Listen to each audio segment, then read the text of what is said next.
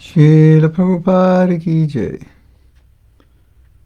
Namo Vishnu Padaya Krishna Prishtaya Bhutale Srimate Bhakti Vedanta Shamin Niti Namane Namaste Saraswati Deve Gauravani Pracharine Nirvisesa Sunyavadi Paschatya Satarine. So, ladies and gentlemen, welcome. We are going to be reading. I'm in my studio. This is where I left off yesterday. All my equipment is set up here, so we will stay here, if that's okay. And the angle of the screen depends on how weird things look. So, yeah, there you go. We're going to start reading about Rupa Goswami. Chaitanya meeting him at Prayag. And I'm in another room, so no keyboard. Sorry. It's a little dark here, right? I can make it lighter. Hold on. Don't go away.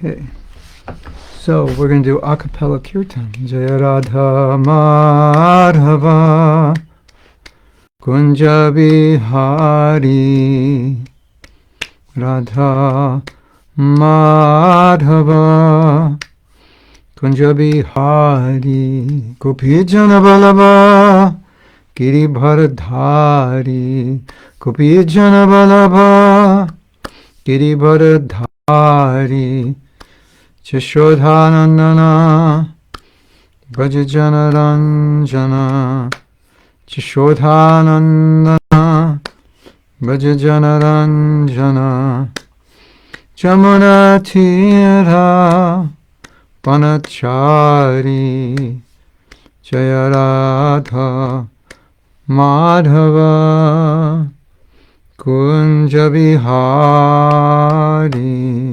Jaya Radha Madhava Kunja Bihari Gopijana Balaba Giribharadhari Gopijana Balaba Giribharadhari Jashodhanandana Brajajana Ranjana Yashodhanandana Brajajana Ranjana Jamuna Tira Banachari Jamuna Tira Banachari Jaya Radha Madhava Kunja Bihari Jaya Radha Madhava Kunja Bihari Gopijana Balaba Giribharadhari Gopijana Balaba Giribharadhari Jashodanandana Brajajana Ranjana Jashodanandana Brajajana Ranjana Jamuna Tira Banachari Jamuna Tira Banachari Radha Madhava Kunja Bihari Radha Madhava Kunja Bihari Sisi Radha Madhava ki jai. Kantaraj Srimad Bhagavatam ki jai. Go Premanandi Hari Hari. One moment.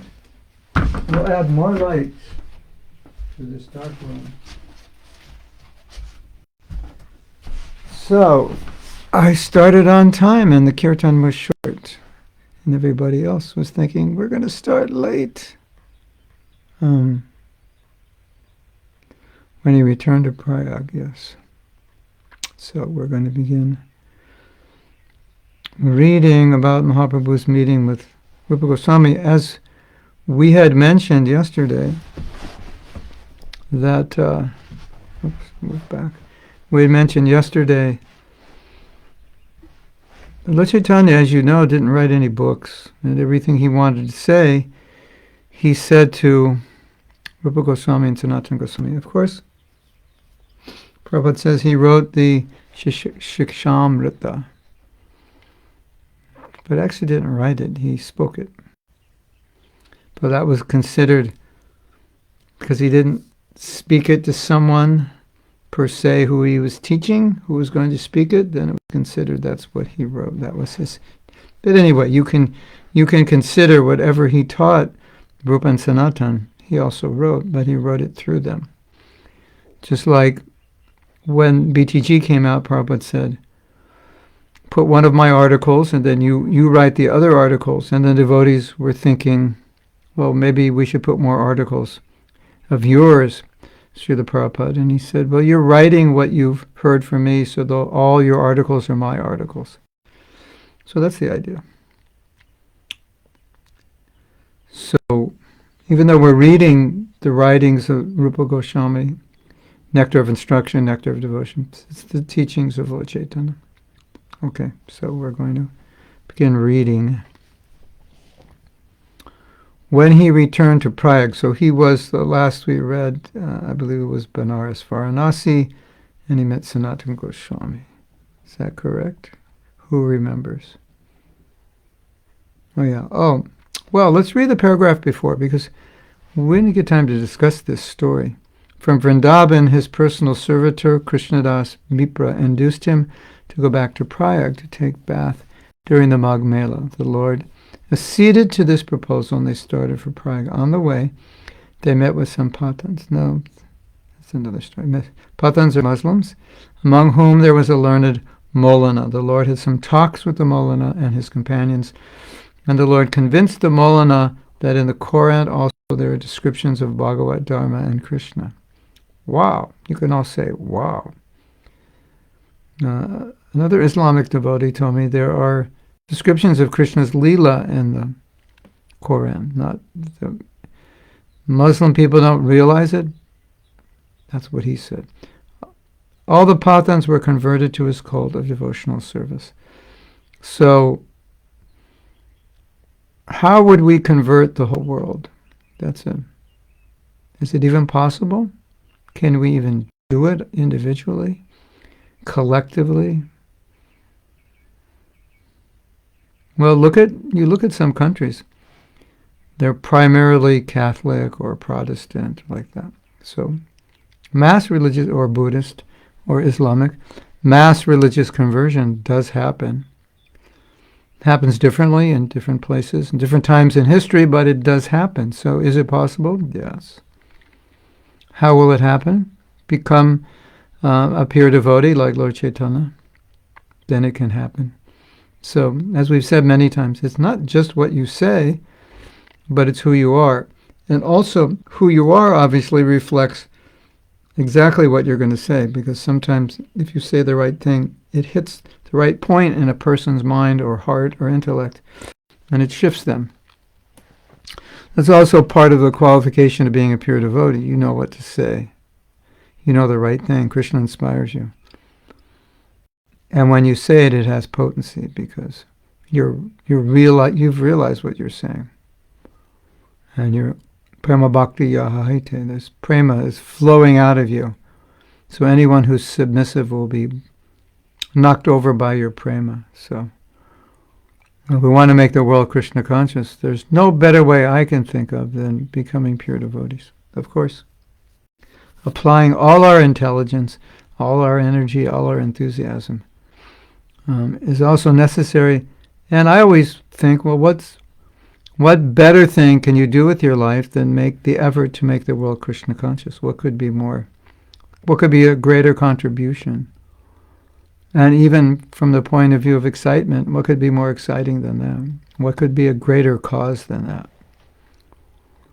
So, but, we need to know the strategy, and the strategy begins with being pure and being a pure example. Because if we don't do that, it's the cart, we have the cart before the horse. And you could make some progress, but ultimately, we have to give people what Prabhupada gave to us in the same way he gave it to us. So that says you can do things to spread Krishna consciousness.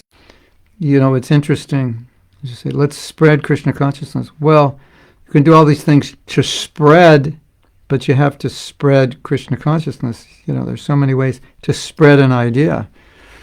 So if you give the wrong idea, it's spreading. If you're doing something and spreading it, but what you're spreading isn't Krishna conscious or not, and not Krishna conscious enough, then you're good at strategy, you're good at management, you're good at leadership, you're good at so many things. But if the fundamental isn't there, what are you spreading? That's, we see that in many religions. They're spreading very fast, and we ask, well, what are you spreading that's so valuable? Usually you find in Kali Yuga the religions that spread most quickly are the most watered down, the most compromised, the easiest to adapt to, and kind of like think you're religious when you're not. I'm not criticizing every religion, and I'm making a generalization that the easier you make things, the less commitment and strictness and discipline that's required. Obviously, the more people will buy into it. So we want to establish Varnashram and make a facility for everyone, but it doesn't mean we water down anything. It's just we facilitate everybody, but the basic principles are always the basic principles, whether or not everyone can follow. Okay. So let's read on. When he returned to Prayag, Srila Rupa Goswami and his younger brother met him near Bindu Madhava temple. This time the Lord was welcomed by the people of Prayag more respectfully. Vallabha Bhatta, who resided on the outer bank of Prayag in the village of Adhaila, was to receive him at his place. But while going there, the Lord jumped into the river Jamuna.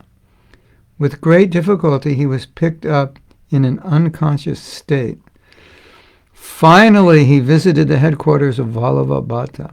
This Vallabha Bhatta was one of the chief admirers. But later on, he inaugurated his own party, the Vallabha Sampradaya.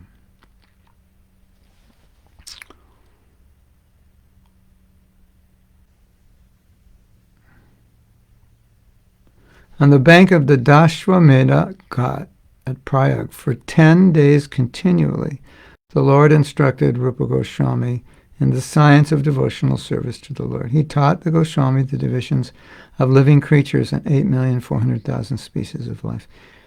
Did you see that post I put up? You have a choice. 16 rounds or 8,400,000 species. I saw something like that. A devotee put up something like that. But it's based what choice do you have? Do we have any independence? Do we have any free will? Yeah, you can choose 16 rounds or choose one of the 8,400,000 species for your next life. That's basically.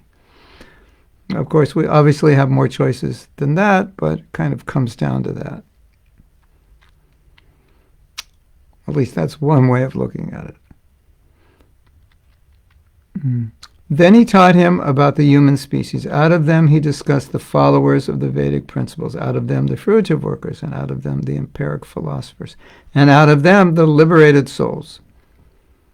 He said that there are only a few who are actually pure devotees of Lord Krishna. So, yeah, don't get discouraged when you're sharing Krishna consciousness, because not everybody is ready for it, and not everybody's inclined, and not everybody thinks philosophically, and not everybody ponders important questions. But don't get discouraged, because there are people out there who do. And if you get discouraged, then you're not going to meet them, because you'll think, well, nobody's interested, nobody cares. No, there are people that are interested, and there are people that care. But we have to find them. So when we find them, they will be very happy that we found them or they found us. Manushanam sahasreshu, Bhagavad Gita. Out of thousands among men, Manushanam sahasreshu koshya dyatati siddhai. Not even becoming devotee, but out of thousands of men, you hardly find one who's even interested. It's just This is not why people came to the material world. You find a lot of people who believe in God, but still, they're just not that interested in spiritual life. It's just, unfortunately, isn't it? Manushanam sahasreshu kustya yatati siddhaya yatatam api siddhanam. And of all of those, you have this vast body in the universe, unlimited numbers of people. And we'll just take this planet, 7 billion now. And there's not that many interested in self-realization. And among those interested, there's not many that are actually serious. Isn't it? There are a lot of interested people. That's a lot of people interested or somewhat religious or spiritual. But, okay, now we're louder. But, are we too loud? But, not that many become perfect. And then Krishna says, but even of those who become perfect, kaschid mam beti tattata, hardly anyone knows me. So bhakti is rare. Of course, we're trying to make it less rare. So they're out there. They're definitely out there. There's no question. Because if someone has been in touch with bhakti in their past life, what does Krishna say in the Gita? He said, naturally, they'll be attracted in this life. Isn't it? It's right there. 6th chapter. We read Bhagavad Gita after our japa, or in the middle of our japa. We read that verse. In that verse, Krishna says, if he's a yogi, if he's done bhakti, then in his next life he'll naturally be attracted. And so we see there are people who are naturally attracted. They just are. They just haven't met devotees yet. So don't get discouraged. They're out there. It's our job to find them, and it's our job to properly teach them so they can understand, and it's our job to help them once they become devotees. Don't become discouraged. And it's our job to facilitate people's growth of bhakti, and when they decide to dedicate themselves, then it's our job to create an environment in which they can grow, because that's so important. Because even people are interested. Interest and desire is good, but it's not enough, because you have to create an environment where they get proper association and guidance. So when people don't get proper association and guidance, even though they may believe in Krishna, it may be very difficult. And oftentimes devotees go away, they leave association for whatever reason. They're just busy, or they move away from a temple, or they have some disagreement, whatever. But usually, unless they're very strong, when they don't get the association, then it's very difficult for them. And then they get other ideas in their mind because they're associating with other people. So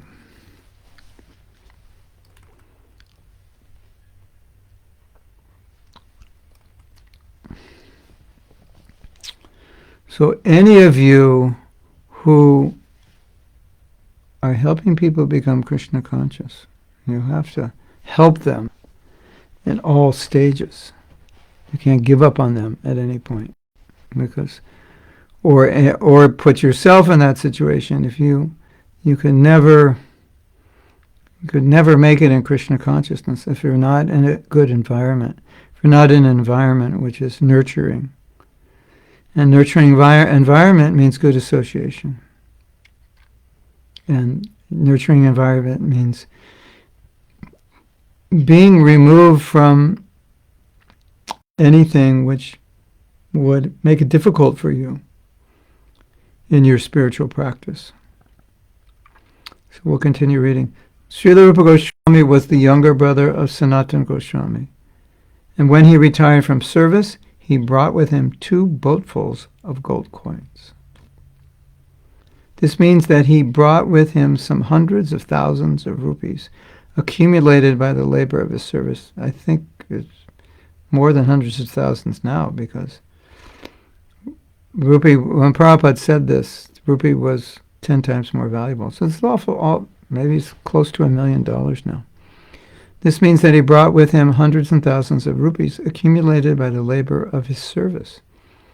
And before leaving home for Lord Chaitanya, he divided the wealth as follows: 50% for the service of the Lord and his devotees, 25% for relatives, and 25% for his personal needs in case of emergency. And that way, he set an example for all householders. Of course, sometimes householders give 100% of their life. And if they gave 50% of their money, they probably couldn't pay their rent or have enough to eat. So, I think I told you before, in Los Angeles, they had a business called Spiritual Sky Incense, and practically all the householders worked there. And so they figured out a salary system in which they were paid about 50% less than a worker doing the same job elsewhere would be paid. And the idea was that you are giving 50%, and that Spiritual Sky, I believe, was supporting Gurukul. Anyway, they were supporting Krishna conscious projects. And I don't know the details, but I believe they were given an apartment and prasadam. And so their salary was just like extra money to live on.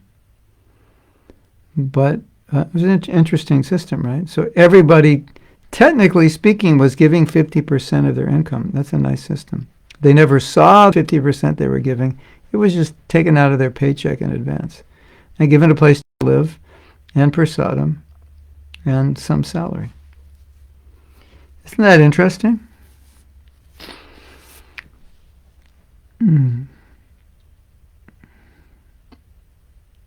The Lord taught the Goswami about devotional service, comparing it to a creeper, and advised him to protect the bhakti creeper most carefully against the mad elephant offense against the pure devotees. That's mad elephant offense is offending a pure devotee.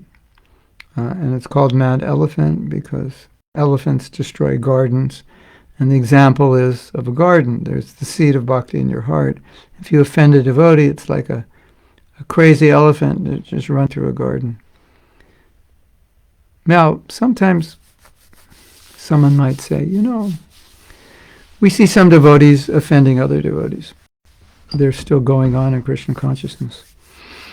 But the higher the devotee that you offend, the more you get affected. So when you go very high, like to offend someone on the level of Srila Prabhupada, Srila Bhaktisiddhanta, our Acharyas, Bhaktivinoda Thakur, or to speak of Mahaprabhu, Nityananda Prabhu, like that.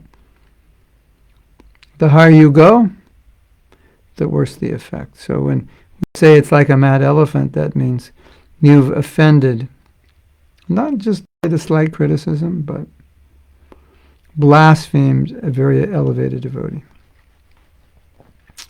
So all I would say is just be careful. We don't want to offend any devotee. It's detrimental. And it's not that we want to avoid offense simply because it's detrimental to our bhakti, but we want to avoid offense because it makes Krishna very unhappy. And a devotee, this is so simple. And it's so simple I shouldn't have to say it, but it's a fact that we oftentimes, in making decisions or analyzing what we should do, we actually don't think of what will please Krishna. Because if we did, we would never criticize or offend anybody. Because we should know now, if we've been around a while, we should know that doesn't please Krishna. Right? So, and we've heard that over and over again.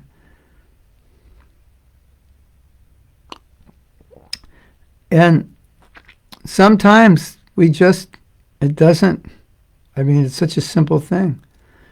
But we do things that don't please Krishna because we want to do them. And it's not even sometimes conscious, we just do it. And this Just one simple point. Oh, I'm going to do something. I'm going to say something. Should I do this? Should I do that? Well, how about thinking whether it will please Krishna or not?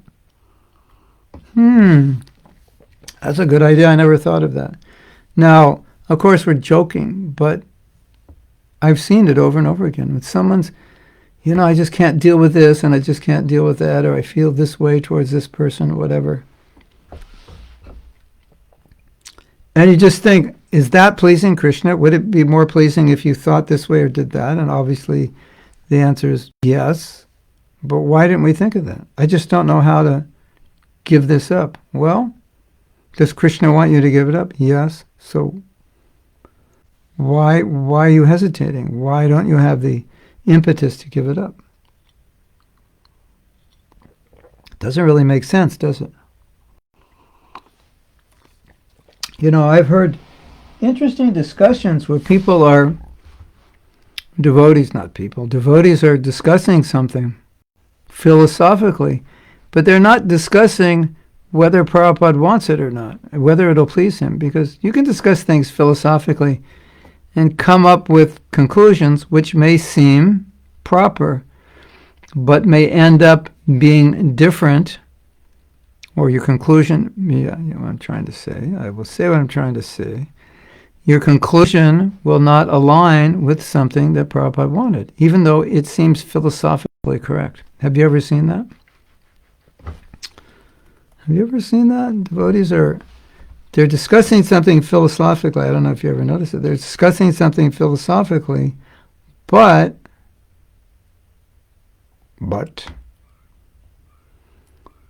they come up with a conclusion and you think, but I heard somewhere Prabhupada say that we should do it this way, or he didn't like it done this way. Sometimes, you're going back and forth. It says here, this, here, that, here, this. And why don't we just say, well, let's just find out what Prabhupada wanted, rather than, sometimes just debate. You make this point, I make this point. Well, let's just see what Prabhupada actually did about this, or what he wanted about this. What did he, we're coming to our conclusions based on so many things he said, but let's see practically what he told us to do, rather than just kind of ascertain based on how we're understanding the philosophy. So sometimes I've seen discussions like that, and that doesn't even come up. Is that weird? So that's why I'm saying it. It's sometimes the most simple thing, what's going to make Krishna, what does Krishna really want? What's going to please him? What's going to please Prabhupada? Should we do it this way? Should we do it that way? Is it okay to do it this way? It's okay, right? But Prabhupada said here that, but he said there that, and I feel this way, and you feel that way. All right, why don't we just maybe find out what will actually make Prabhupada happy, will make Krishna happy. So I know this sounds simple. It's so simple that sometimes we don't even do it. That's my observation. I don't know if you've seen that, but just think about it. Whenever you're questioning something, is this right or is this wrong?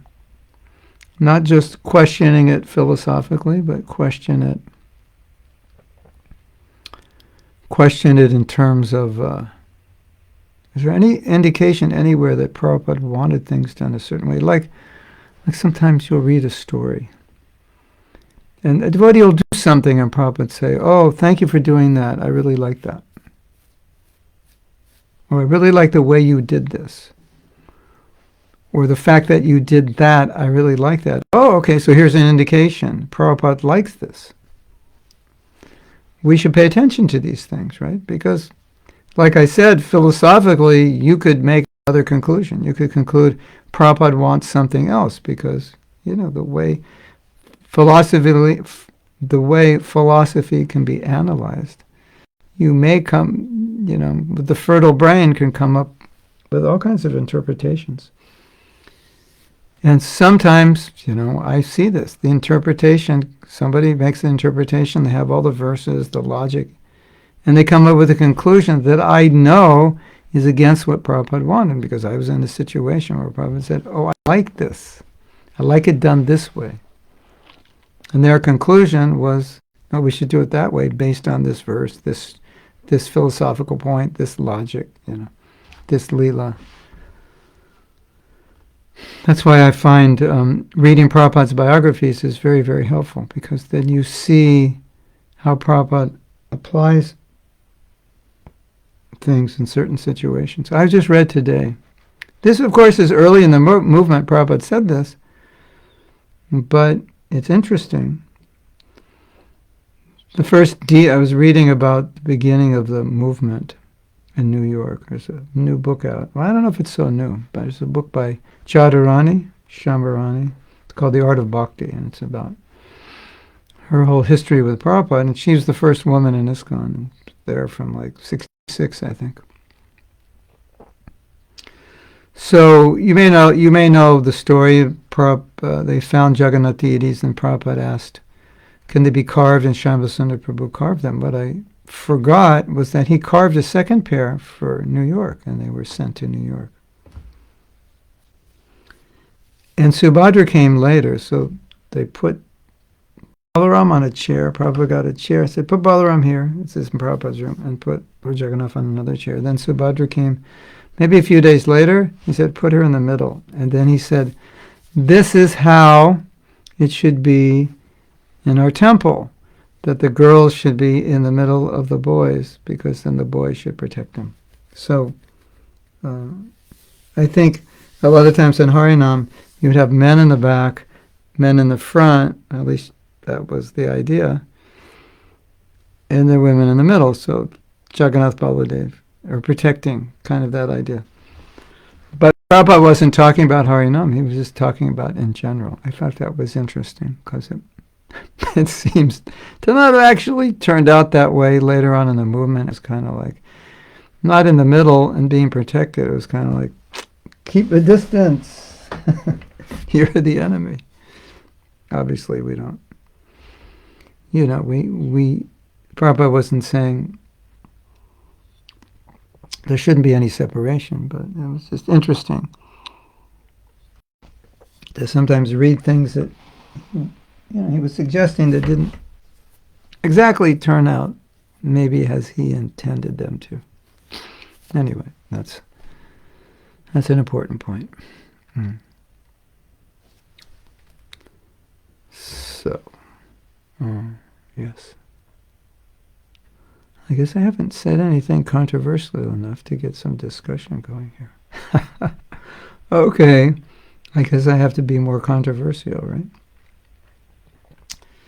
Hare Krishna.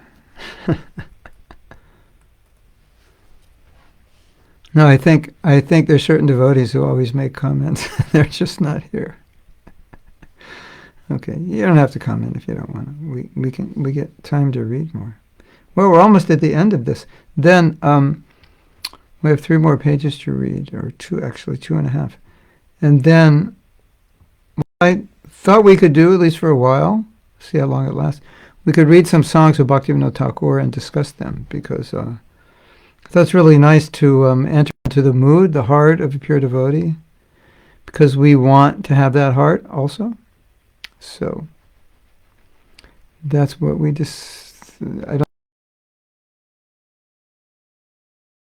Not today, sometime this week, and then we will discuss that. And on Thursdays we're discussing Guru Tattva. That's what the Russian devotees asked. So a lot about also how Guru relates, not just philosophically, but within ISKCON, and how to understand relationships with Diksha Guru, Siksha Guru, what that means. And it's interesting and important discussion. If you're missing Thursdays. Now we have made Thursdays the same time, so it's Monday, Wednesday, Thursday, and Friday at same time, 9:30 Eastern Daylight Time. Okay. In addition, the creeper has to be protected from the desires of sense enjoyment, monistic liberation, and perfection of the Hatha Yoga system. Okay, you Hatha Yogis, be careful. What's Prabhupada talking about there? He's talking about something the Hatha Yogis don't have to worry about, developing mystic powers. Okay, I have a question for you.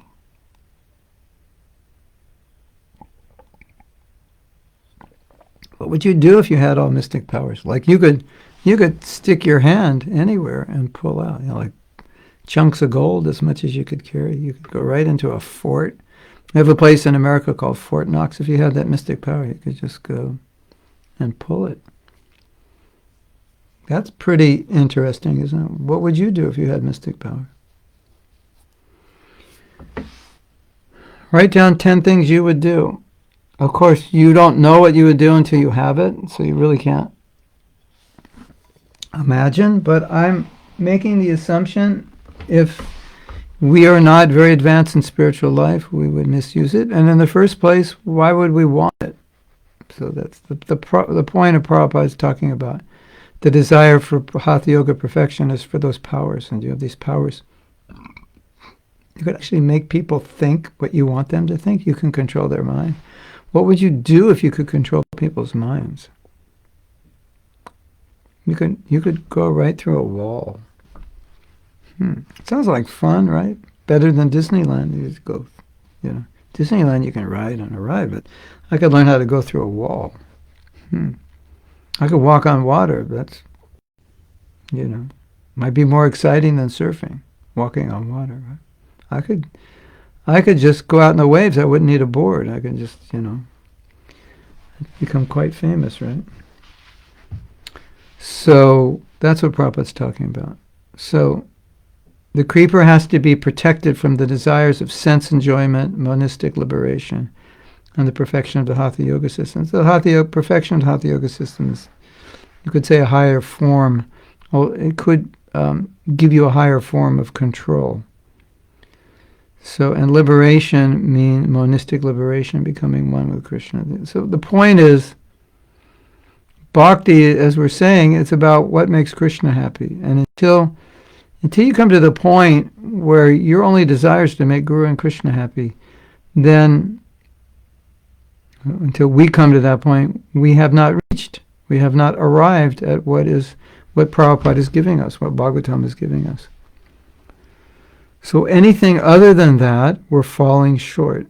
And these are, 3 things that are commonly distracting the so-called spiritualist.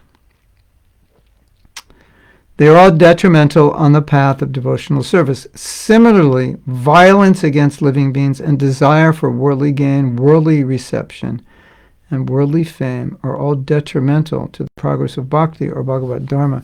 So, if you have difficulty with some desire, that's just what I call persistent. Persistent meaning it seems like it's always there, and sometimes it seems like it has gone away, but it comes back. You ever have that happen to you? You think, well, finally I've purified myself of a certain attachment or desire, and then it comes up later. Yeah, it's deeply, Bhagavatam says, deeply rooted. Yeah, desires are often more deeply rooted than we think. So, what was the sentence?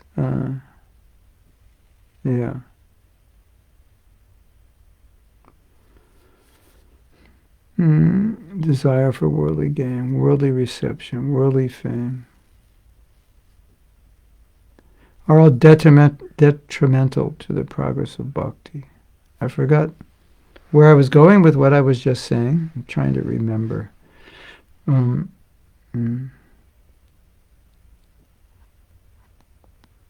think it's the same idea.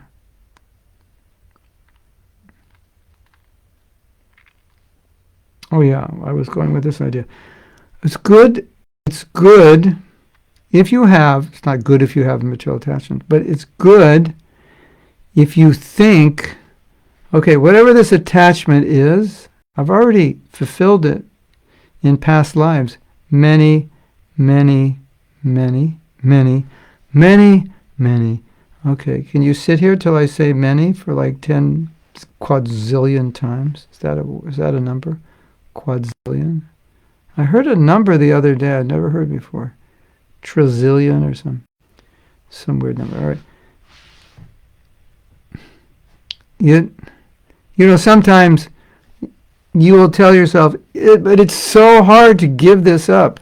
But if the this is something that's getting in the way between you and Krishna, then this needs to be given up, or in somehow or other it needs to be employed in Krishna's service. And so when you're thinking, oh, it's so hard to give up, one thought that can help you is, I've done this before. I've done it many, many times, and I came to Krishna consciousness because I wasn't satisfied. So, but you'll say, but I can't remember. Sometimes we have to work with intelligence when we don't have experience. Okay, I can't remember, and my heart wants to enjoy this. Remind yourself you've actually enjoyed this many times. So then you're working with your intelligence to detach, because sometimes if you're not detached enough, it's the intelligence. The whole process of gyan is to use the intelligence to detach. Okay, I've done this.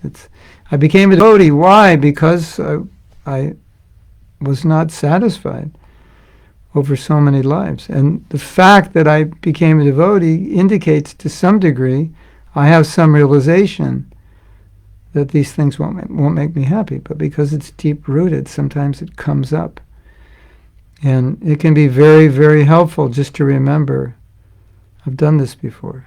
And to remember Krishna's words in the Gita, the mode of passion is symptomized by unlimited desires and longings. So you have this example. We all understand this. In any kind of addiction you have, the more you do it, the more you want to do it, right? And so you have to stop doing it or reduce it and eventually stop it. Then as you reduce it, stop it, then the desire to do it starts to decrease. If you do it again, the desire to do it again increases, right? We all know this. It works with potato chips and it works with heroin. It's the same principle, right? The potato chips are a little less problematic than heroin, but it's the same principle. So just remember that when you're trying to detach completely or partially from something, you have to be very careful how you engage it. And if you can give it up completely, then it's eventually going to remove the desire for that. And if you can't give it up completely, you have to engage it in a way that it doesn't become addictive. Do you ever eat something you really like, but instead of eating 10 cookies, you just eat one? And you eat one and you just get up and go, that's it, I'm only going to eat one. If you do that for a few days, then after a few days, you can just eat one, even though you were eating 10 after every meal. Because you're intervening with the addictive process. So that's what Krishna is saying. The mode of passion is born of unlimited desires. It's like, it's a real trap. So when there's something in the way of our Krishna consciousness, if we can think, I've already done this, and it didn't work in so many lifetimes. This lifetime I have to curb it. And if I can curb it, then the desire is going to go away. And if I don't curb it, when will the desire ever go away? Then you might think, well, maybe it'll go away when I'm older. That may or may not be true, and you may never get older. You don't know. So, and then you want to suffer until you get older with, it's like diluted milk. You'll be drinking diluted milk until you get older. I don't think you want to do it. Do you? You want to do that? I don't think so. I hope not. What do you think, ladies and gentlemen? Prabhus and unprabhus? Yeah. Isn't that...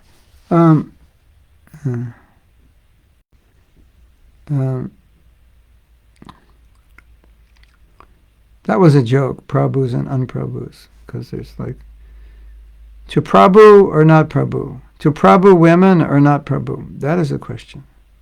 So, can we Prabhu the unprabhus? Well, unprabhu literally would mean, you are not my master. If I call you Prabhu, it means you're my master. So if I call you unprabhu, that means you're not my master. Okay. And I can't call you non-Prabhu. That would be offensive. Okay, I have to rewind the tape and erase that. I didn't say unprabhu. That's not the right thing. We usually say Prabhus and Matajis. But some ladies feel that's demeaning to them because Prabhupada called everyone Prabhu. So when I say Prabhu, Prabhus, when I say Prabhus, that means all of you, whatever body you're in. Okay. Broadcast is being interrupted a lot. Probably the internet connection. It's choppy for me. Can you hear me? That's what matters. Seeing me, video is okay if it stops. No, it's my connection. Okay, hold on, everyone. I will bring I have a router that hooks up to a satellite. So hold on. I'm going to bring my router, because I'm in a different room now. I restarted my computer. It seemed to work better yesterday. Hold on. Well, stand up and breathe and yell Gauranga and jump up and down for the next 30 seconds. And I'm going to go bring my router into this room, and we're going to see if that improves anything.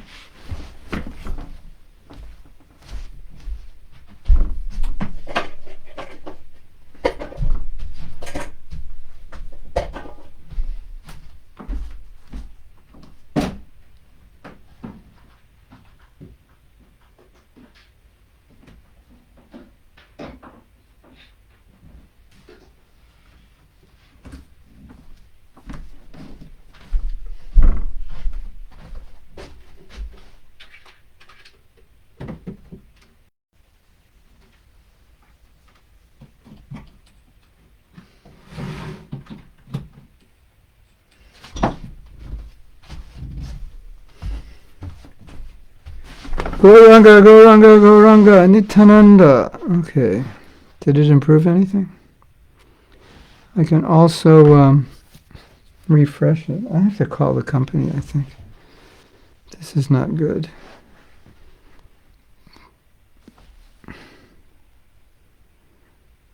Okay, is that any better? I probably is a little better, but I don't know. Anyway, if you can hear me, that's the main thing. Audio is choppy as well. Oh, that's not good. What about now? Is it any better now? Hare Krishna, Hare Krishna. Okay, I'm gonna keep talking and tell me. Of course, I don't know what else I can do. I can refresh, but then it means I think if I refresh, we would lose the internet. Okay, so.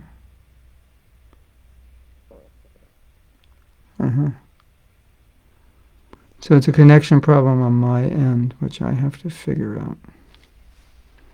Are you all still there?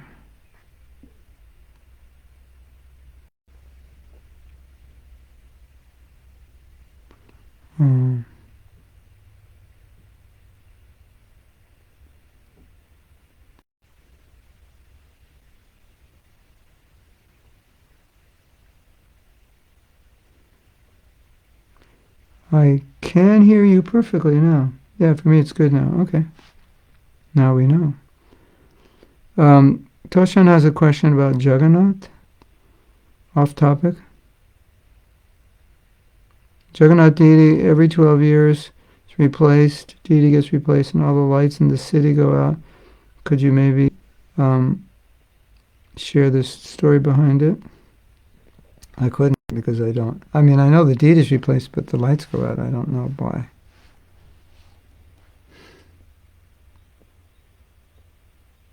No, I'm not a expert. That is probably for Madhavananda Prabhu.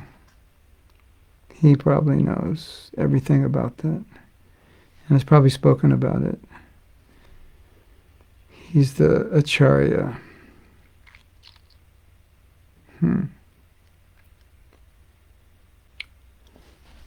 Okay.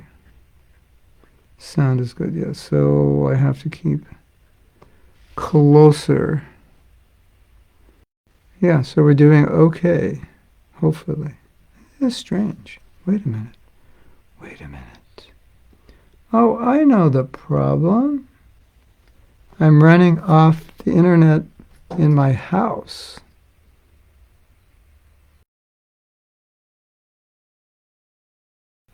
Hold on. Of course, this could make it worse, but I'm going to go to another internet and hope we don't get disconnected. Hold on, hold on, hold on.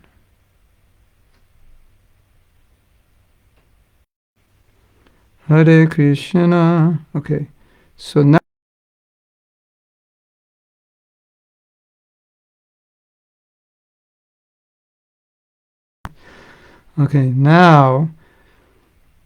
now it should be better, but now it could be worse. But now I have two internets. One's in the house, which is like a 45-second walk up. And now it's choppy again. Oh no! Because the internet in the house is actually slower than the internet that supposedly I have here. And all the choppiness we were getting before was from the same internet. It's in the house. What to do? Choppy again. All right. It's choppy again, but the question is, can you hear me? That's what I want to know. Can you hear me? And to find out, I think you hear me better now, actually. Okay. We'll see what happens.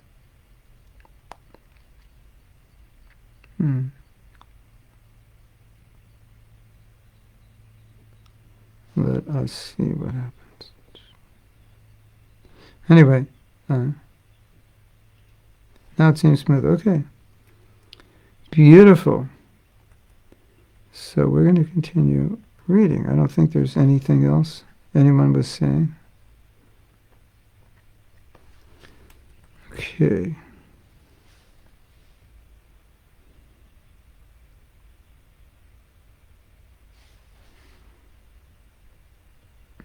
Pure devotional service must be freed from all desires for sense gratification, fruitive aspirations, and culture of monistic knowledge. One must be freed from all kinds of designations, and when one is thus converted to transcendental purity, one can then serve the Lord by purified senses. Free from all desires for sense gratification. Yeah, that's... Anyway, just the definition of love. When you love Krishna, you love his senses. When you don't love Krishna, you love your senses. I mean, that's it. It's like, I can't state it any more clearly than that. I'll say that again. When you love yourself, you love your senses. When you love Krishna, you love his senses. You love satisfying his senses. I don't want you all to feel bad because, we all love our senses because we think we're the body. So what to do? Chant, become purified, then, gradually we'll get better. A devotee was asking a question in class last night at Sunday Feast about, he said, sometimes my faith goes goes up and down. And I don't want to just intellectually understand, but I actually want to understand by my own experience, because that's the best. And the speaker gave his answer, and then some devotees gave some answers. And this is a common question or a common problem. I don't want to experience A, I want to experience B. Okay, great. But if you're not qualified to experience B, how can you experience it? If you're only qualified to experience A, which means up and down, and some days my faith is strong and my realization is strong, and some days it isn't. Why is it like that? You really want to know the answer why? You probably can guess, because we're not pure devotees. That's why. So his question was, how can I get to the point where I'm always having realization? And or that whatever I've intellectually understood becomes part of my faith, part of my experience. You can't just get there. You can intellectualize it to some degree. You can say, okay, This prasadam is Krishna. This holy name is Krishna. This deity is Krishna. But Prabhupada said that on the stage of bhava, it is at that point, when you chant the holy name, at that point you have full realization that you're in the presence of Krishna. That is the symptom of bhava. Okay, so before we're on the level of bhava, we will have some experience that it's Krishna. And if we're really far from bhava, then sometimes we'll have no experience that it's Krishna. But as we come closer to bhava, we'll have more experience that it's Krishna. And on the stage of bhava, we'll have full experience that it's Krishna. So if you're on the stage of bhajana kriya, you're just beginning, you've just been initiated, or you're just beginning to follow the principles, and you say, I want to experience, why can't I experience? Well, because you're not on the stage of bhava. Well, how can I get there? How can I get this experience? It's going to have to be more intellectualized. Then I was thinking, another way to answer this question, another aspect, not another way, but another aspect to it is, what do you do when you don't experience it? We can't base our motivation entirely on experience, because we won't always have it, because our senses aren't that purified. So if I can only be motivated through experience, which obviously experience is the greatest motivator, but we don't always have it, so then what do? I do it anyway. That's where duty comes in. Second chapter, so many chapters of the Gita, do your duty. Duty comes in because I have an order to do this. And even though I don't realize anything about it, like I'm chanting the holy name, I'm not getting much realization, but I have the order to do it. So sometimes we can't dwell on the fact that I wish I had the realization, I wish I had more realization. When we don't have the realization, when we don't always have it, at the times we don't have it, then what do? We just have to go on and say, well, Krishna, you give me the realization or not, I'll continue. It's like in a marriage, sometimes the flame is there, and sometimes the flame fizzles out. So what do you do when it fizzles out? You still have to be affectionate, still have to be kind, you still have to do whatever you do as a husband or a wife, father or mother. Can't just do it when you feel it. Right? So that's the idea. Sometimes you'll feel it, sometimes you won't. So Prabhupada's saying, okay, free from all material desire. How can you become free from all material desire? Just become a devotee. We have so many material desires. So don't lament about that. They will go away. But until they go away, Prabhupada's point is, all right, you may have so many material desires for sense gratification. They're just there. But now you have to tolerate them. Now you have to minimize them. Now you can't make them the reason you're doing your service. I'm very motivated to serve Krishna. Why? Because if I serve Krishna, I will get something material. Now that has to be finished. That we can finish now. I want to enjoy this and that. And we have to catch ourselves.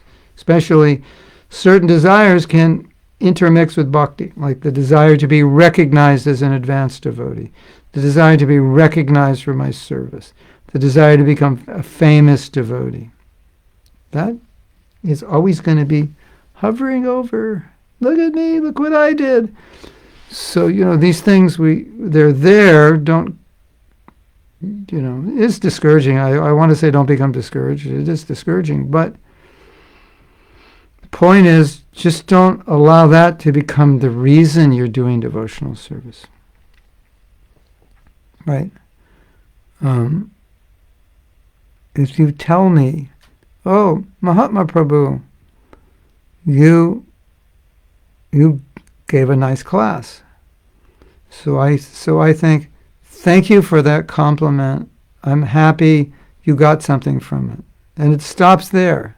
But if I think, oh, I'm a great class giver, they appreciate me, that makes me feel good. It makes me feel special. It makes me feel It makes me feel proud, puffed up, and so forth. Then we're running into problem territory. Before that, it's just, okay, it's my service, that's why I do it. And I'm happy you benefit from it. If I take it that way, then someone could say, that class wasn't very good. And I could be able to take it because I want to improve. I want to do it as a service. I'm not doing it to get recognition. If I'm doing it to get recognition, then when I don't get it, I become discouraged. It's interesting, isn't it? Why am I doing the class? I want to be recognized. That's part of it. And now I'm not being recognized. I'm not going to give class anymore. Nobody cares. Yeah, that's the problem. Okay.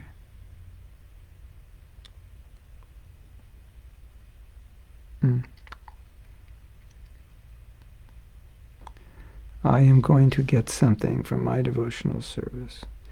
Yeah, you will get bhakti, but anything material, that has to be, the desire for that has to be controlled.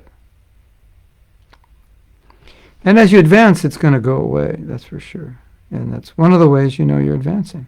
That desire to gain anything from devotional service goes away, other than love, other than bhakti. Devotional service is conducted under two categories, namely primary practice and spontaneous emotion. When one can rise to the platform of spontaneous emotion, he can make further progress by spiritual attachment, feeling love, and many higher stages.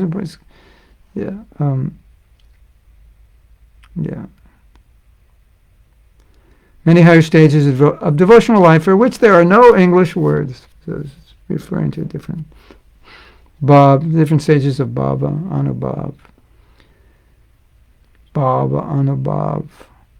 Sthayi Bhav, Udipan, like that. You can read in Nectar Devotion. We have tried to explain the science of devotional service in our book, The Nectar of Devotion, based on the authority of Bhakti Rasamrita Sindhu by Srila Rupa Goswami. So, Lord Chaitanya explained these two practices called Vaidhi Bhakti and Raganuga Bhakti. And they're two divisions of sadhana.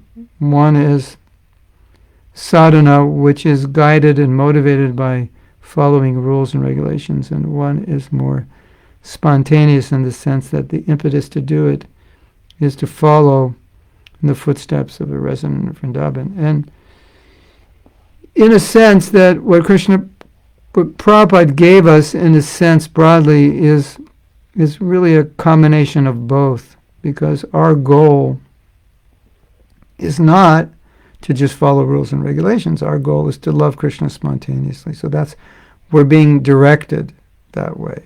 And that desire to serve Krishna in the mood of one of the residents of Vrindavan will naturally arise within the heart as one becomes more Krishna conscious.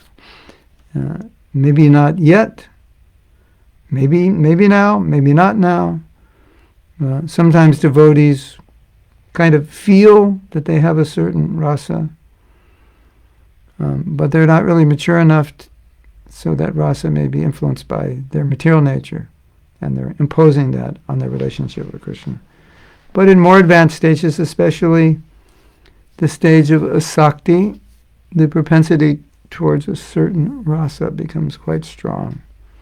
And asakti is the stage before bhava. And then in the stage of bhava, it's revealed. You know what your relationship is. But it doesn't mean Raganuga Bhakti has to start at that stage. You can start earlier. Because it's a practice, it means that, let's say maybe you're in the stage of nishta or ruchi, and you say, I have an inclination, I'm very attracted to this particular devotee in Krishna Lila who has this kind of relationship. That's okay. So you read about them, you try to understand what they're feeling and so forth. And sometimes a devotee will find later in their devotional service, as they progress more, that that's actually not the devotee. So and then maybe not even the rasa. So it's a practice of like trying it on. But it's not something that Prabhupada really stressed. As we know, Prabhupada stressed preaching. And But anyway, it's described in various shastras. It's described in Chaitanya Charitamrita. It's described in Nectar of Devotion. It's there. And as you progress in devotional service, you will see, you will start to feel a natural inclination toward a particular rasa. And you can, if that ever happens, you can take guidance from those who can guide you in this way. But generally, although Prabhupada talks about it, he doesn't give. There are other books that give more explicit instructions how to practice it. So it is not. It has been talked about by devotees, but never kind of become central to the practices that we perform, because we are naturally being directed to develop love in the mood of the gopis, whether we're in that relationship or not, but we're being directed to that mood of purity and to that ultimate position of serving Krishna in Braj. So it's like we're on, Raganuga takes you to Braj, takes you in that kind of service, as opposed to Vaidhi taking you into reverential service. So we're being guided by Prabhupada and all the acharyas to Vrindavan. So the acharyas say it's a kind of unborn Raganuga Bhakti, even if you're not doing it. It's been interpreted different ways. Spontaneous. I like to get up and do my service. I'm doing Raganuga Bhakti. It's spontaneous.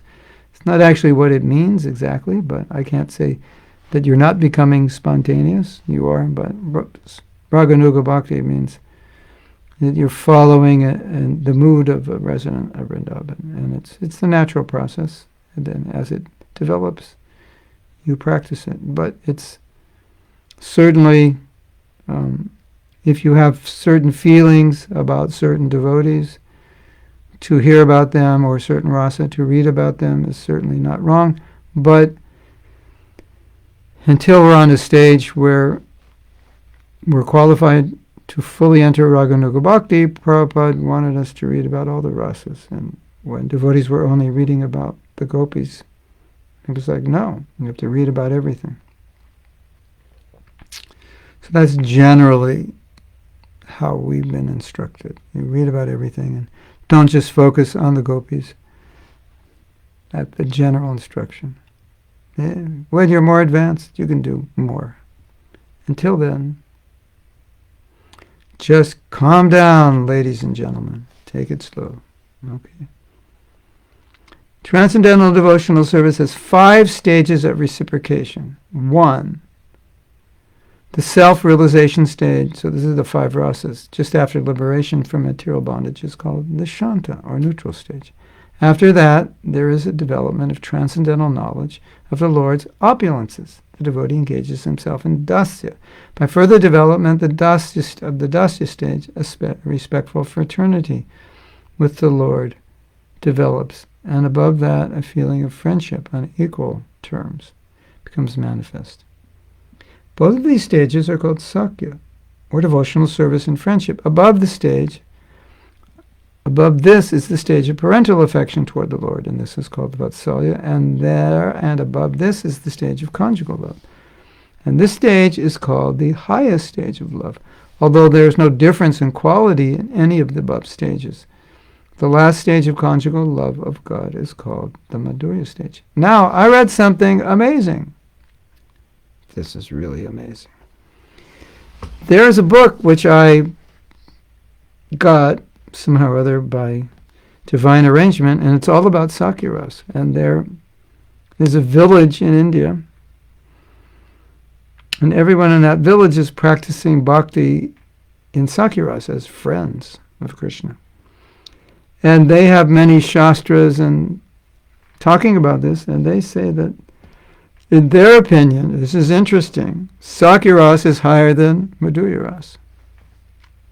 Isn't that interesting? That's how they see it. But the point is, whatever rasa we are in will be revealed, and it's not, like Prabhupada saying, the gopis are higher. Their love is more pure, more intimate. But then the people who wrote this book and said, look at the cowherd boys. They just have, they treat Krishna as an equal. It's like they just, play with him, snatch his lunch, joke with him, play tricks on him, fight with him, beat him up, so-called beat him up. And so they say, this is the highest because there's no, the gopis maybe have some reverence. Well, not always. They joke. But anyway, this was their view. There's this bird. He keeps coming to my window. You want to see him? I don't know if you can see him. All day yesterday, we were doing a seminar, and this bird was, a tree outside my window. He was going on my ledge, looking in, going in the tree, going on the ledge, looking all day. During that whole seminar, he never stopped. It's like, who is he? Who are you, Bird Prabhu? What's your program? So, yeah, look at that. Okay. So that was your lesson in Raganuga Bhakti. And you can read more about it and get confused. Some things in our philosophy are only confusing because we're not pure enough, because we're not on that level, and we don't have the desire. And sometimes you just can't understand it until you develop the need to understand it. Sometimes it's like that. Holy bird. Next time he comes, I'll show you. He's got blue wings and an orange neck, which is the colors of the university here. He must have been a student in his last life.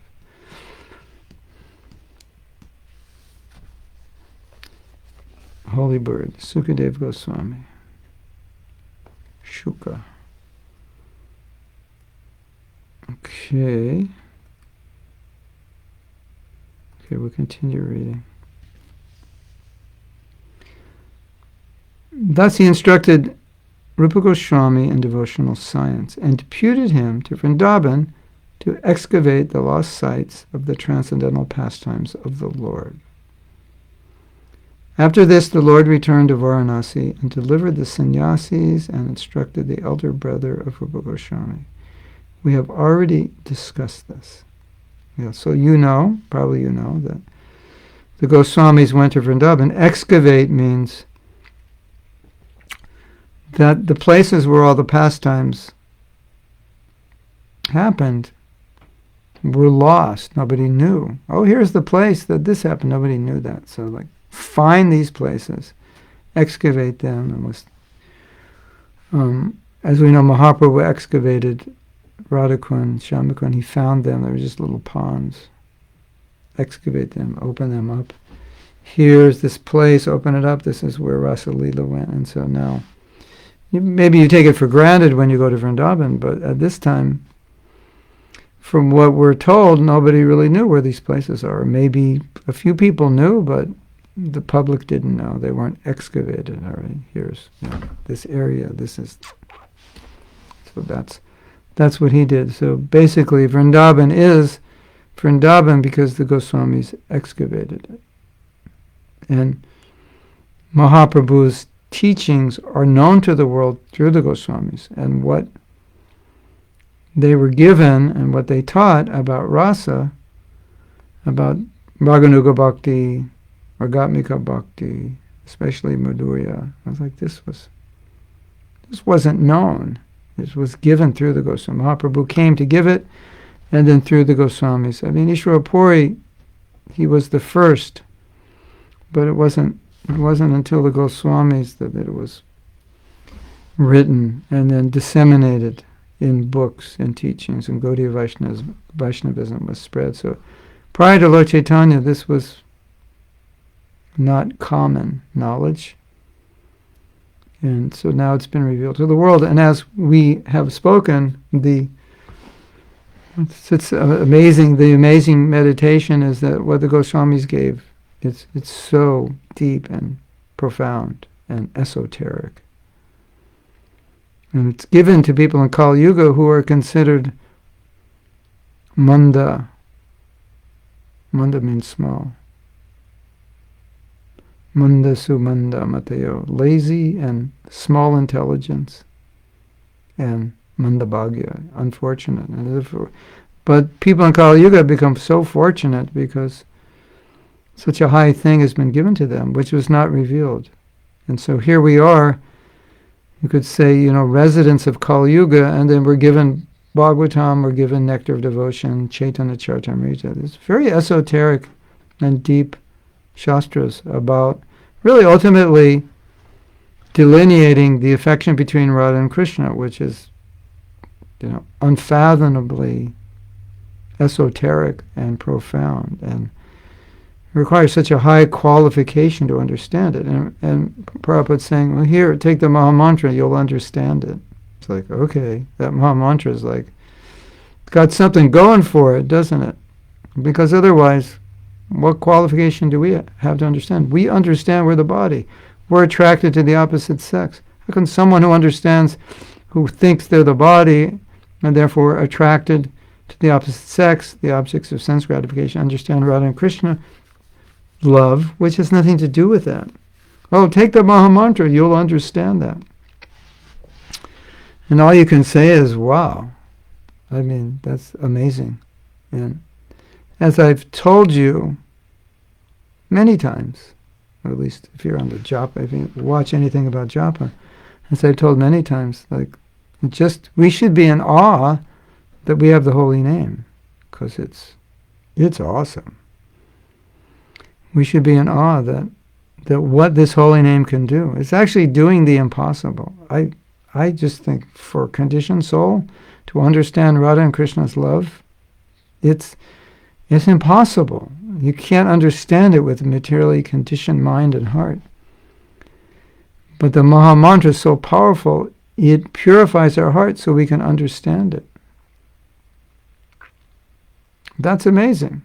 And you can also evaluate your advancement in Krishna consciousness by how well you're understanding Radha and Krishna, because it's the emblem of pure love. And to the degree that we have lust, we don't understand pure love. We can't understand it. It's not intellectual. You can only understand it to the degree that you have it. And so the Maha Mantra and the practices of sadhana enable us to understand. So we read Bhagavatam, we're getting purified, but you can only understand Bhagavatam to the degree that you're purified. It's kind of a catch-22. So you read about Leela, you may not understand much, but you become purified. And so you continue reading, hearing, getting purified. Then gradually it starts to open up. As you become more detached, you start to understand a little bit about what love is. What do we know about love? You know about love? I mean, self-sacrifice, unmotivated devotion, no personal interest, completely detached from sense gratification. How many of us know what that's like? Because that's the qualification to understand the love of Radha and Krishna. And who was delineating these topics? Renunciates. Makes sense, right? They're the most qualified because they're the most renounced. Of course, their real qualification is that they're manjaris. So they've just descended, or their eternal, even if you say they didn't descend, their eternal form is manjari. So they're obviously the most qualified because they're servants of Radharani. So most qualified to understand that love. At the same time, what makes it even more interesting, and you could say in a sense complicated, is that Prabhupada said even Krishna doesn't understand that love because it's always expanding. So how do you calculate something that's always expanding? Even if you're God, you've calculated it, but then it's just expanded beyond your calculation.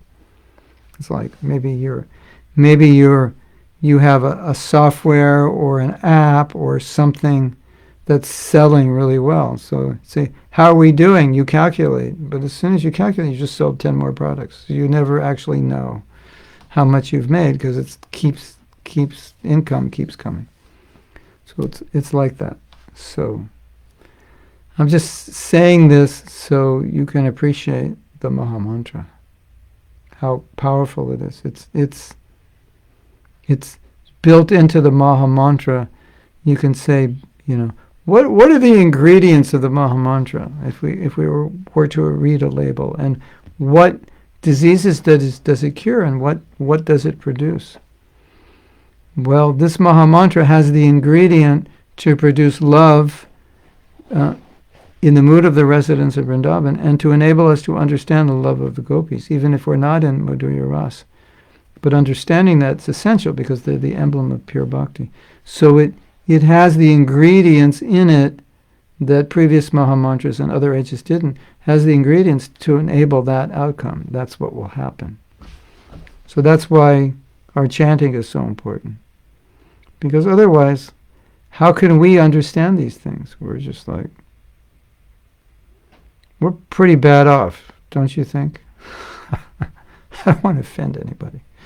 But, we're not like in the optimal position to understand these deep leelas of Radha and Krishna. We're conditioned souls. And these conditioned souls have been given a mantra that's so powerful that it can take us into this platform. Even in this lifetime, we could be practicing Raganuga Bhakti, attracted to the residents of Vrindavan, attracted to their mood, detached from everything in this world. That can happen. That's like something to look forward to, don't you think? So don't ever underestimate the power of the holy name. One of the offenses is to not have faith in the holy name. Don't underestimate it, because that would be an offense. And I know some of you think, well, I know the holy name can do that. It just can't do that for me, because I'm a unique genre of living being called the most fallen, most unfortunate, miserable, crazy nonsense that God ever created. No. That's your material covering, but your spirit soul. So the fact that your spirit soul is your qualification. Your disqualification, that you're crazy nonsense, that can be cured. And the fact that you're a spirit soul, but that's your real qualification, because that soul, and it's when it's endowed with Mahaprabhu's mercy, reacts with bhava and prema eventually, once all the craziness is removed. But don't doubt that Mahamantra can purify you. It can. It's and if we doubt it, then it's an offense to the holy name. To think it's the glories of chanting are imaginary, they're made up, or they just don't work for me, it works for other people. So it's a combination of like 3 different offenses when you think, yeah, I know, but I'm so fallen it doesn't work on me. Well, you've just made 3 offenses, right, by saying that. Did you ever think of that? If I say Mahamantra, yeah, but me, I'm special, there are 8,400,000 species left, but there's 8,400,001, and I'm that one species that's like the Mahamantra can't touch. All right, 3 offenses right there when you said that. So I think you understand what I'm trying to say, right? So Nadia has a question. I have to go back. Question and comment.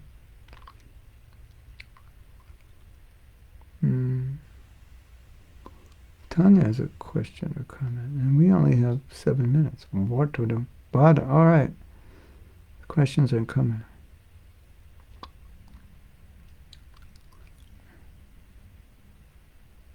While I was away, a lot of questions came up. Okay. I don't see your question, Nadia. Can you write it down again?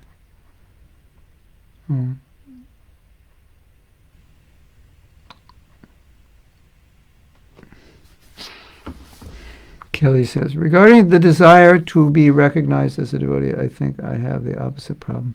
The idea of being recognized or elevated is a little terrifying to me. I think I would feel very self-conscious, because I know how far from perfect I am. Just let me chant quietly in the corner. Yeah, that could be there, but still, if you introspect as a conditioned soul, the ego wants some acknowledgement. Right? You did well. You're good. We like you. That's natural. Unless you've really transcended that. I can't say you haven't, but it's something to think about. It could be, it's like some people don't want to be they want to be successful, but they don't want to be because they're like, they don't know if they can handle the success. But it doesn't mean they don't really want it. It just means that it's inconvenient to handle it. But as conditioned souls, generally we want to be recognized and appreciated and honored. It's like, let's say, Kelly, you organized a big festival, right? Big Rath Yatra festival in your town, and then after the Rath Yatra, they were acknowledging everybody. We want to thank so-and-so for cooking. We want to thank so-and-so for doing the book table. We want to thank so-and-so for doing the kirtan. They went down the whole list, but nobody mentioned you. You were one that organized everything. You worked 10 times harder than everyone. I don't know how you'd feel, but most devotees would feel hurt. So I don't know. Maybe you'd like that they don't recognize you. That's a very advanced level. Well, it could be mixed up with some psychology also. That's something for you to meditate on. I can't say.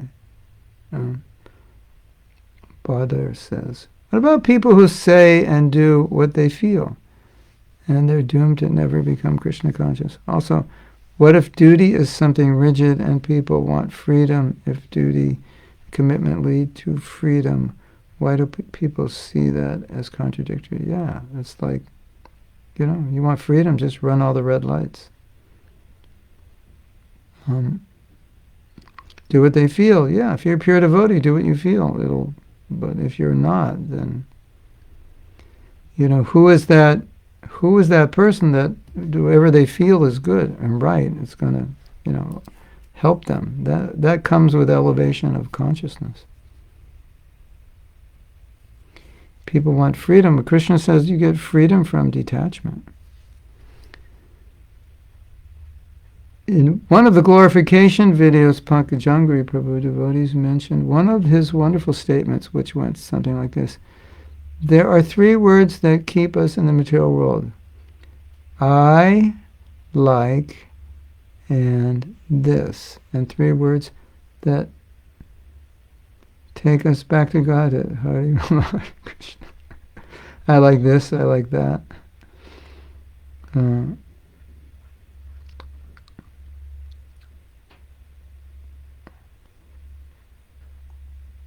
Nadia, I don't see your comment. There was one question and comment you didn't read. Welcome, Coral. How do you know when you are treating it with a pure devotee? You mean offending? How do you know? Is that what you mean? Basically, you're criticizing. Or how do you... I'm not sure what your question is. How do you know how to properly treat a pure devotee? I know how to properly not treat a pure devotee. Minimize him, criticize him. I have to go through the japa. So you can all join us in japa. Can you give the japa address, Nadia? They can join us. For those of you who don't have. Pure devotee, you want to serve, you want to listen to their teachings. You want to help them physically, help them spread Krishna consciousness. And that's, yeah. And you want to avoid criticizing. Okay, so I have to go. Hare Krishna to everyone. I have to speak some inspirational words on chanting japa, and then we're all going to chant together. So if you'd like to come, then Nadia is going to... I'm going to stay on while I go on to my Zoom, and I'll let Nadia put up... Yeah, there it is. She already put it up. Okay. So, you want to have fun? I guess my internet connection is too slow to have both things open. Okay. I'm going to open up the Zoom, and I'm going to end the video. Okay. Gauranga Nityananda.